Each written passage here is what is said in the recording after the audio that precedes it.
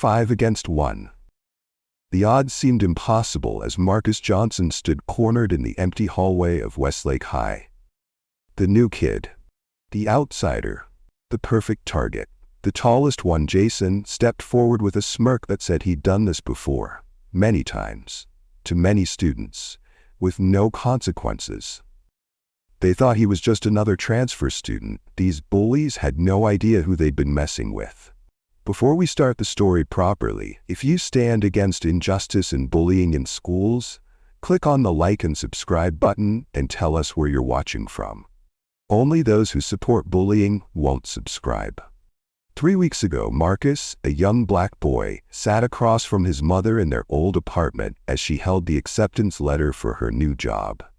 A chance at a better life, better pay, better opportunities, better schools. The only catch? Moving to Westlake, where nobody knew their history. "This is our fresh start, Marcus," she told him that night. "No more fighting, no matter what happens at your new school. Promise me." And he did. Because Marcus understood what his mother never said out loud. She was terrified of losing him the same way she lost his father. Another fighter who stood up once too often, against the wrong people. Marcus arrived at Westlake High with discipline forged from thousands of hours of training, but bound by a promise that weighed heavier than any championship belt. For the first 2 days, he kept to himself, observing, learning the unwritten rules of his new environment. He noticed how the teachers deferred to certain students, how the hallways parted for the athletes wearing letter jackets, how the social hierarchy was as rigid as any martial arts ranking system. And at the top of that system, Jason Mitchell, wrestling team captain, son of the school board president, and the unofficial king of Westlake High. Jason ruled through a perfect combination of charm, athletic prowess, and calculated intimidation. Teachers saw his trophies, parents saw his smile, students saw what happened to anyone who challenged his authority. The collision course was set the moment Jason spotted Marcus in the cafeteria on day 3. "Check out the new kid," Jason said to his friends, loud enough for nearby tables to hear. "Thinks he's too good to make friends." Marcus heard it, ignored it, kept his focus on his lunch tray as he navigated through the crowded cafeteria. That's when Jason made his move. A perfectly timed accidental bump as Marcus walked past their table. The calculated collision sent Marcus's lunch tray crashing to the floor, splattering food across his new shoes. The cafeteria went silent, every eye watching, waiting for the new kid's reaction. This was Jason's ritual. The first test. Many transfer students had broken down in tears. Others had started shouting, which always ended with them being blamed for the disruption. But Marcus simply took a deep breath. The same breath his grandfather had taught him to take before every match. Center yourself. Control your emotions. Choose your response. "Sorry about that," Marcus said, kneeling to pick up the scattered food. No anger, no fear, just calm certainty. Jason hadn't expected that. Neither had the watching crowd. This wasn't how the script was supposed to play out. "You should watch where you're going," Jason said, voice slightly louder, searching for the reaction he wanted. Marcus looked up, meeting Jason's eyes directly for the first time. Just for a moment. Just long enough for something primal in Jason to recognize the controlled power staring back at him. And then Marcus went back to cleaning up the mess without another word. What the students of Westlake saw was a forgettable incident. What Jason saw was something he couldn't quite explain, a challenge from someone who didn't even seem to be challenging him. For Marcus, it was the first test of his promise, a test he passed. This time. But promises get harder to keep when those around you don't know you've made them. And at Westlake High, Jason Mitchell wasn't accustomed to being denied a reaction. The battle lines were drawn, though only one of them knew they were at war. Word travels fast in high school hallways. By the next morning, the cafeteria incident had morphed from a simple collision to a story of the new kid disrespecting Jason Mitchell. Perception is reality in the teenage world, and perception said Marcus needed to be put in his place. That opportunity came during third period gym class. Coach Wilson had the students doing fitness assessments.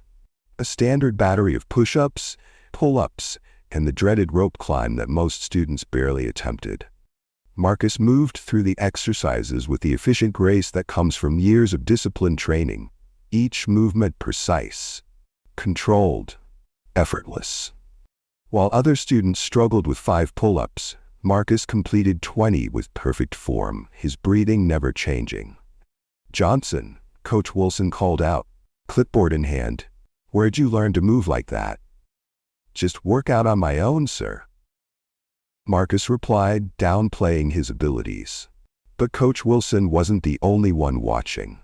Jason and his teammates saw everything from across the gym, saw how the girls noticed Marcus, saw how Coach nodded with approval, saw a threat to the natural order they had established. "Athletic and humble," Coach Wilson said, loud enough for others to hear. "You ever consider trying out for a team here? We could use someone with your discipline." The invisible target on Marcus's back grew larger with each word of praise. After gym, Marcus returned to his locker to find it defaced. Crude racial slurs scrawled across the metal door. A clear message: "You don't belong here." Marcus stood motionless, his face revealing nothing as other students passed by, some averting their eyes, others slowing to witness his reaction. His grandfather's voice echoed in his mind, "Your first response is rarely your best response. They won't stop, you know." The voice came from behind him. A girl with dark hair pulled back in a messy ponytail, paint-splattered jeans, and eyes too experienced for her age. "They did the same thing to my locker last year," she continued, gesturing to the vandalism. "Different words, same message." "And what message is that?" Marcus asked, still studying the slurs. "That you're an outsider, and at Westlake outsiders get punished." She extended her hand. "I'm Leah, by the way, that fellow outsider." Leah wasn't what Westlake considered popular. Her clothes came from thrift stores, not boutiques. Her opinions came uncensored, not carefully crafted for social media. And her friendship was offered to those who needed it, not those who could enhance her status. "Does the administration do anything about this?" Marcus asked, gesturing to his locker. Leah's laugh carried no humor. "Jason's dad is the school board president. Administration sees what they're allowed to see." That evening, Marcus called his mother from their new apartment, school books spread across the kitchen table, the weight of the day sitting heavy on his shoulders. "How was school today, baby?" His mother's voice carried the fatigue of a 12-hour nursing shift. "Fine," Marcus said, the lie feeling bitter on his tongue. "Just getting used to the new routine." The pause on the line told him she heard what he wasn't saying. "Marcus, I know that tone. What happened?" "Nothing I can't handle, Mom." Another pause. "Remember our agreement. No fighting." "I know, Mom. I promised." What Marcus didn't say was how that promise grew heavier each day. How it felt like fighting with one arm tied behind his back. How sometimes peace comes at too high a price. His eyes drifted to the photograph on their refrigerator. His father in boxing gloves, grinning at the camera, arms slung around a younger version of his mother. The image captured nothing of the man's fate. Marcus never knew his father beyond stories and photographs. A Golden Gloves champion from Atlanta's South Side. A man who used his fists in the ring and his voice in the community. A fighter who stood up against the local dealers when they tried recruiting kids from the neighborhood. A man found beaten to death in an alley when Marcus was just 2 years old. No witnesses, no arrests, just another statistic, and a grieving young mother left to raise a son alone. "Your father was a fighter too," his mother said softly through the phone, as if reading his thoughts. "Always standing up for others. And look where that got him." The unspoken plea in her voice was clear. Don't be your father. Don't leave me alone. I'm being smart, Mom. Promise. The weight of those words pressed against his chest. How was your shift? As his mother described her day at the hospital, Marcus's fingers traced the bruises forming on his knuckles, not from fighting, but from pounding the apartment's bathroom wall after school, the only safe place to release the frustration building inside him. The challenge wasn't in winning a fight, the challenge was in avoiding one altogether. And at Westlake High, that was becoming increasingly impossible. Would Marcus be able to keep his difficult promise to his mother? Make sure you've clicked the subscribe button so you don't miss out. 3 days of uneasy peace followed the locker incident. 3 days of Marcus taking different routes between classes. 3 days of eating lunch in the library instead of the cafeteria. 3 days of watching, waiting, and hoping that maybe Jason had found another target. Hope is a dangerous thing when dealing with predators. They sense it. They wait for it to lower your guard. Then they strike. The ambush came on Thursday afternoon as Marcus gathered books from his newly cleaned locker. The hallway suddenly emptied, that sixth sense of students who know when to disappear before trouble starts. There he is, the ghost. Jason's voice echoed off the lockers, flanked by 3 of his wrestling teammates. Not random followers, but his inner circle. Bigger, stronger, and fully committed to maintaining the hierarchy that kept them at the top. Marcus closed his locker slowly, each movement deliberate. His trained eye assessed the situation instantly. 4 opponents, hallway with limited escape routes, no witnesses, no cameras in this section of the old building. The calculus of combat that had become second nature through years of training. Ghost? Marcus asked, keeping his voice neutral, buying time. Yeah, ghost. Here. But not really here. Floating through the halls like you're too good to be part of this school. Jason stepped closer, invading Marcus's space. So I heard you think you're some kind of athlete. I'm just trying to get through the day, man. Coach Wilson seems pretty impressed by you. Even mentioned you might try out for something. Jason pressed his finger into Marcus's chest. But here's the thing. I'm the athlete at this school. The finger became a 2-handed shove that sent Marcus back against the lockers with a metallic bang. Not hard enough to hurt, but hard enough to demand a response. The first real test. Why don't you go back to Africa, where you came from?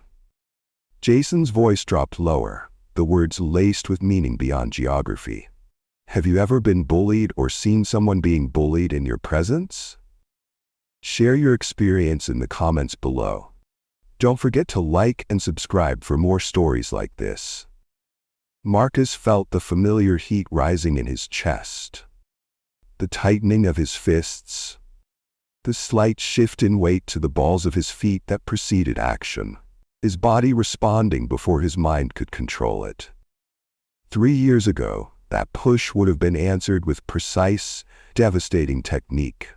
The Marcus from Atlanta would have left 4 wrestlers questioning their life choices. But that Marcus had made a promise. Listen, Marcus started, unclenching his fists with conscious effort. I don't want any. Leave him alone, Jason. The unexpected voice cut through the tension. Leah stood at the end of the hallway, phone raised, clearly recording. Mind your business, Leah, Jason snapped. Unless you want some trouble too. Marcus recognized the shift in threat. In an instant, his stance changed, stepping between Jason and Leah, not retreating now but protecting. This is between us. Leave her out of it. Something in Marcus's movement, the fluid precision, the absolute certainty, made Jason pause. A flicker of doubt crossed his face, quickly masked by bravado. So he does speak. Jason recovered, glancing at his friends for support. The question is, can he back it up? The second shove was harder. Deliberate. A clear challenge that demanded an answer. Meet me after school. Behind the gym. Unless you're scared. The words hung in the air as Jason and his crew backed away, laughing with forced confidence. their retreat strategically disguised as victory. Leah approached once they were gone, lowering her phone. "You weren't gonna fight back, were you? Even when they had you 4 against 1. Marcus released a breath he hadn't realized he was holding. Fighting isn't always the answer. It is when they're gonna hurt you anyway. Leah's eyes narrowed.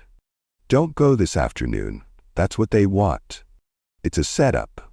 If I don't show up, it only gets worse. If you do show up, you'll be walking into an ambush."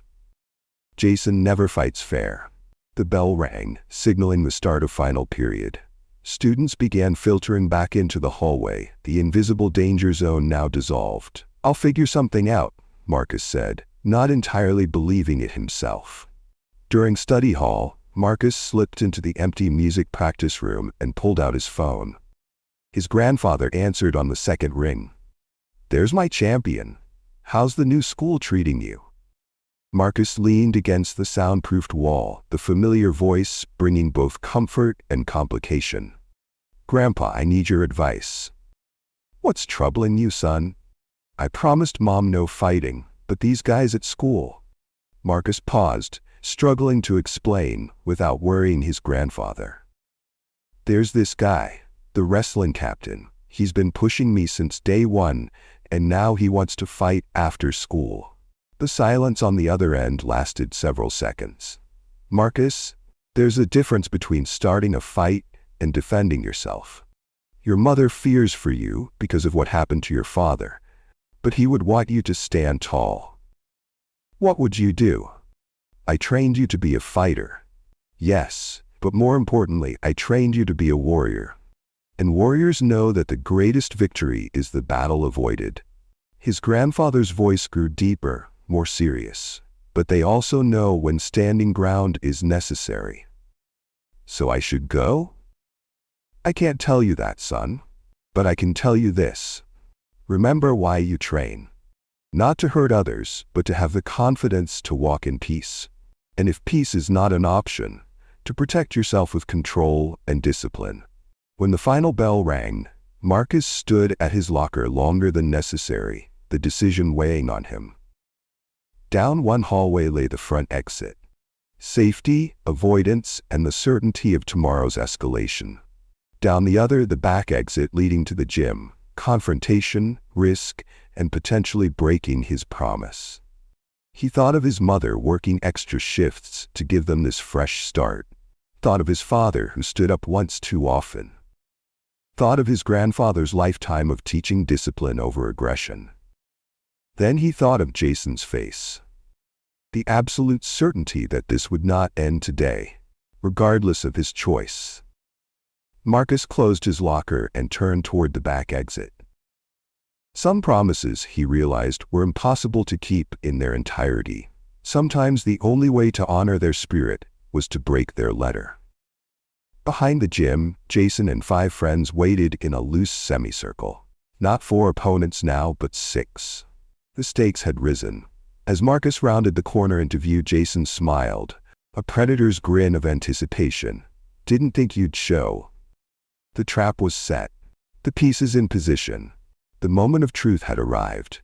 And for the first time since moving to Westlake, Marcus felt something unexpected: relief. Because here, now, there were no more choices to make. No more hallways to navigate. No more promises to interpret. Here, there was only the clarity of the inevitable. The air behind the gym hung heavy with anticipation. 6 against 1.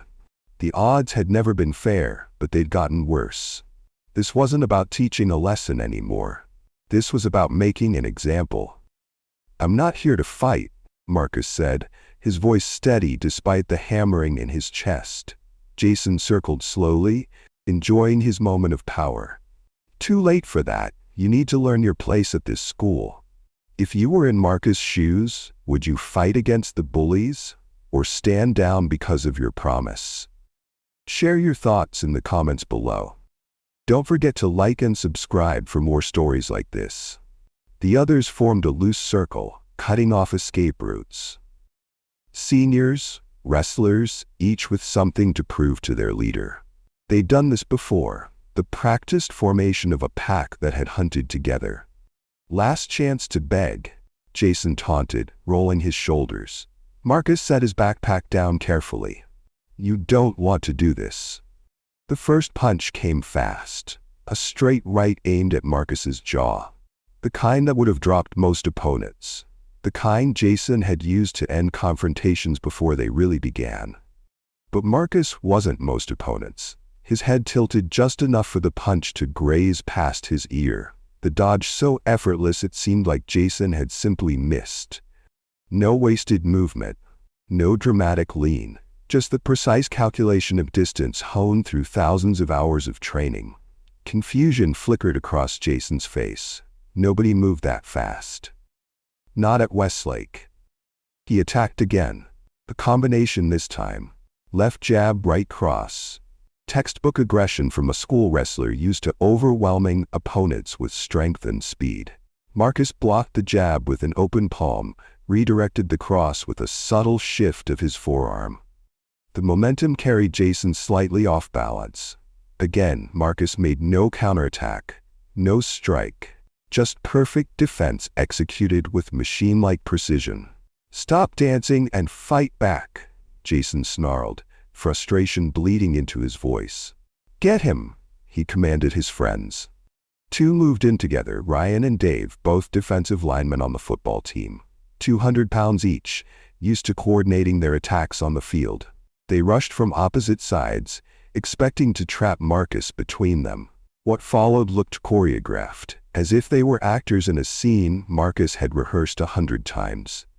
A slight pivot, a drop in stance, and Ryan found himself grasping empty air.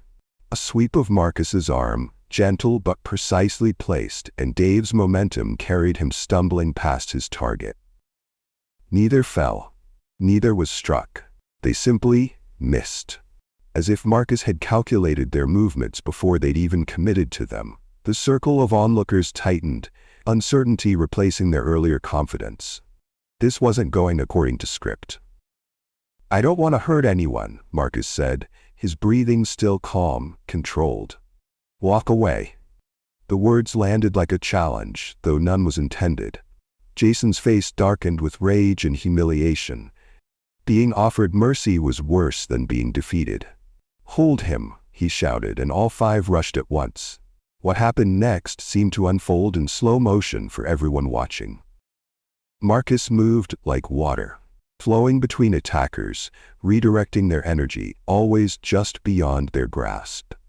One moment he was surrounded, the next he was 3 feet away. Nobody quite sure how he'd slipped through their formation. When hands finally grabbed his jacket, Marcus executed a perfect sweep. The first offensive move he'd made. Jason's legs went out from under him, his back hitting the ground with enough force to drive the air from his lungs. Not a brutal takedown, but a controlled one, a demonstration rather than an attack. For a moment, nobody moved. Jason lay on his back, gasping for breath, his friends frozen in place.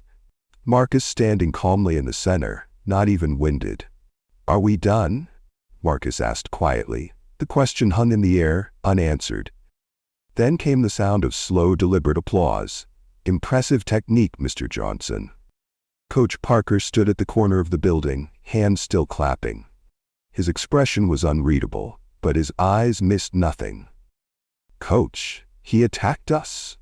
Jason scrambled to his feet, pointing at Marcus. "All of us." "Really?" Coach Parker's eyebrow raised slightly. "Because I've been watching for the past 3 minutes, and that's not what I saw." He pointed upward, to where a security camera was mounted under the gym's roof overhang. "Principal's office, all of you. Now." As the group dispersed, Coach Parker held Marcus back with a light touch on his shoulder. "You could have taken them all down in the first 30 seconds, he said, not a question, but an observation. Marcus said nothing. "That wasn't street fighting I just saw. That was disciplined training, competition level." "Yes, sir?" "You controlled the situation, defended without attacking, took Jason down with minimal force when you had no other option." Coach Parker studied Marcus's face. "That's rare, especially in someone your age." For a moment, Marcus thought he saw something like recognition in the coach's eyes. Not just appreciation of technique, but deeper understanding. "My grandfather taught me that control is more important than power," Marcus finally said. Coach Parker nodded slowly. "Your grandfather taught you well." As they walked toward the main building, Marcus felt the weight of his promise shift slightly. Not broken, perhaps, but reinterpreted. He hadn't started a fight, hadn't thrown a single punch, had used only the minimum force necessary to protect himself. What he didn't yet understand was how this moment would ripple outward, changing everything at Westlake High. How one confrontation, handled with restraint instead of rage, could break patterns years in the making. All he knew was that for the first time since arriving, he'd stood his ground. And somehow, against all odds, the sky hadn't fallen. Principal Richards's office had seen countless disciplinary hearings over the years. Star athletes forgiven with a warning, troublemakers suspended to set examples, an ecosystem of consequences that rarely disturbed the natural order of Westlake High. But today was different. Jason Mitchell sat slumped in one chair, his 5 teammates crowded on a bench against the wall, their usual confidence replaced by uncomfortable silence. Across from them sat Marcus, perfectly still, hands folded in his lap. "Fighting on school grounds is strictly prohibited," Principal Richards began, his tone suggesting this was merely a formality to be navigated. "Coach Parker has described the incident, but I'd like to hear from all parties involved." Jason straightened in his seat. "He attacked us. We were just talking, and he went crazy. Ask anyone." The statement hung in the air, a desperate life raft thrown against the tide of evidence. "Anyone?" Principal Richards looked to the other students, who suddenly found the floor fascinating. Coach Parker placed a tablet on the desk, security footage playing in silence. The camera angle captured everything. Jason's first punch, Marcus's defensive maneuvers, the group attack, and the single takedown that ended the confrontation. No embellishment needed. No testimony required. Just the unvarnished truth playing out in black and white. "I see." Principal Richards removed his glasses, pinching the bridge of his nose. "Mr. Mitchell, you and your friends will face 2-week suspensions, effective immediately." "My father is on the school board." Jason's voice cracked with disbelief. "You can't." "Which is precisely why I need to handle this properly." Principal Richards cut him off with unexpected firmness. "The rules apply to everyone, Mr. Mitchell, even you." The significance wasn't lost on anyone in the room.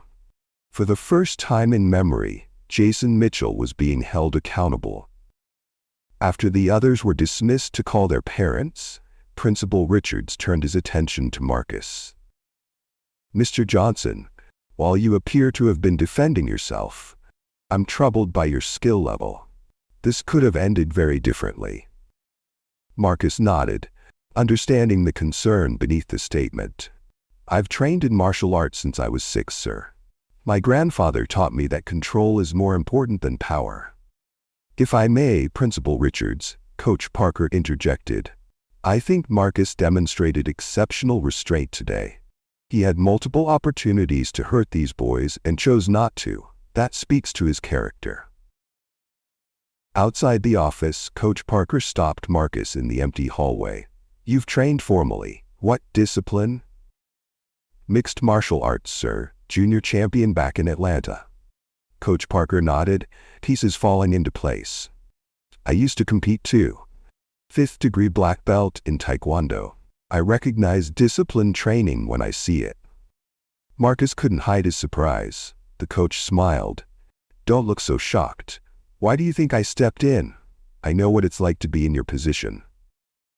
I promised my mom I wouldn't fight. You didn't start that fight, but now you have a choice about what happens next." Coach Parker's expression turned serious. "Talent like yours comes with responsibility, Marcus. How will you use it here at Westlake?" The question followed Marcus through the rest of the day as news of the incident spread through school like wildfire. Whispered conversations stopped when he passed. Students looked at him with a mixture of fear, respect, and curiosity. By the final bell, the story had transformed into legend. The new kid who had taken down the entire wrestling team. The quiet transfer student who moved like something from an action movie. For the first time since arriving, Marcus walked the halls of Westlake without looking over his shoulder. Not because the danger had passed, but because he'd finally stopped running from it. Marcus sat on the front steps of the school, waiting for his mother. The familiar sedan pulled up, 15 minutes early, a clear sign she'd left work the moment the principal called. Her face as she approached told him everything. Worry, disappointment, the weight of a promise broken. "Marcus, the principal called me." "Mom, I can explain. Coach Parker already did. He showed me the video." The words weren't what Marcus expected. Neither was what came next. His mother wrapped her arms around him, holding him tight. "You defended yourself, but showed restraint. Your father would be proud." Tears welled in Marcus's eyes, the emotion of the past weeks finally breaking through his carefully maintained control. "I kept my promise. I didn't start anything." His mother pulled back, cupping his face in her hands. "I know, baby. I've been so afraid of losing you like I lost him. But you're not your father. You're stronger in ways he never was."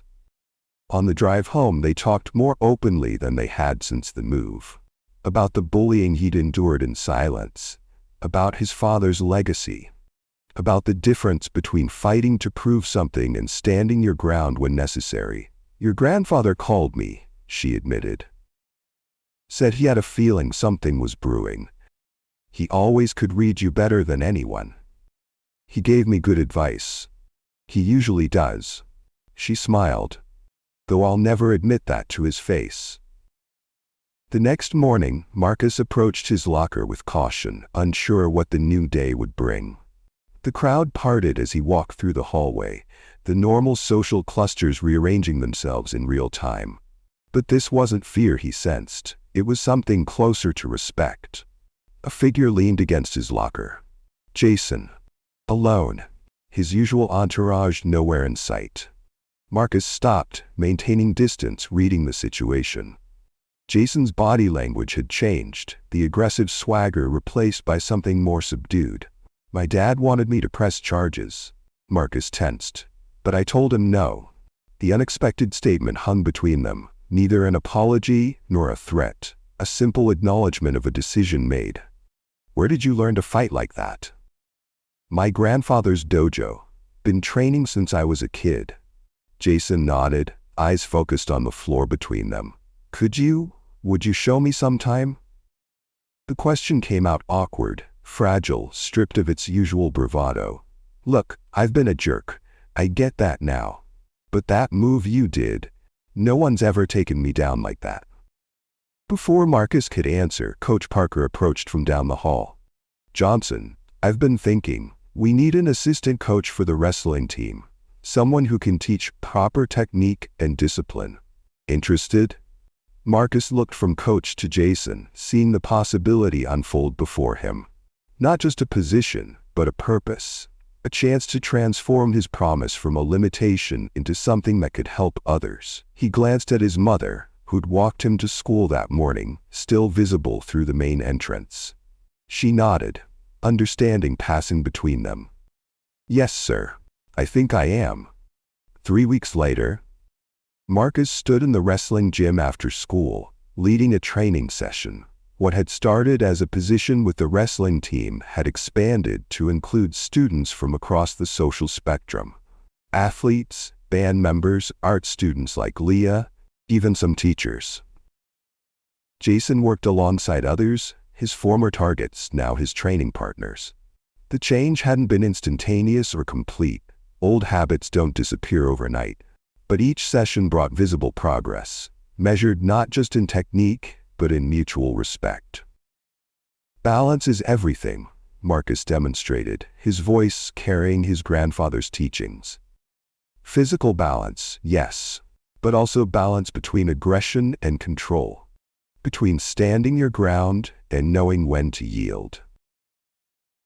Watching from the doorway, Marcus's mother smiled at the transformation. Beside her stood his grandfather, who had driven up from Atlanta to see his grandson's new role. "My grandfather always said true strength isn't about winning fights," Marcus continued, helping the student adjust their stance. "It's about having the wisdom to know which ones are worth fighting." As the session ended, students gathered their things, the atmosphere light years from the tension that had defined Westlake just weeks before. No longer divided neatly into predators and prey, but something more complex, more human. Sometimes, standing up for yourself changes more than just your own story. It can change everyone around you. When the last student had left, Marcus stood alone in the center of the mat, the place that had become his new home at Westlake. Not hiding anymore. Not running. Simply standing his ground.